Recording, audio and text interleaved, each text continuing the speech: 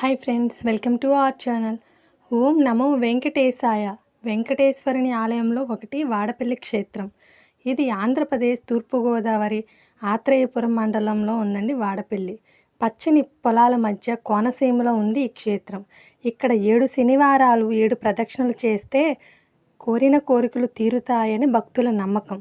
ఇక్కడ స్థల పురాణం ఉంది. పూర్వం ఉన్న దేవాలయం నదిలో మునిగిపోయిందండి. ఈ ప్రాంతంలో పేనుబోతుల గజేంద్రుడు అనే క్షత్రియుడు ఉండేవాడు. అతను చాలా వాడలకు అధిపతి. భారీ తుఫాను రావడంతో అతని వాడలు సముద్రంలో కొట్టుకుపోయాయి. తన వాడలు సురక్షితంగా ఒడ్డుకు వస్తే నదిలో మునిగిపోయిన గుడిలోని విగ్రహాన్ని ఒడ్డుకు తెచ్చి దేవాలయాన్ని నిర్మిస్తానని అన్నాడు. దాంతో తుఫాను తగ్గుముఖం పట్టి వెంటనే వాడలు ఒడ్డుకు వచ్చాయి. అన్నమాట ప్రకారం ఆయన ఆలయాన్ని నిర్మించి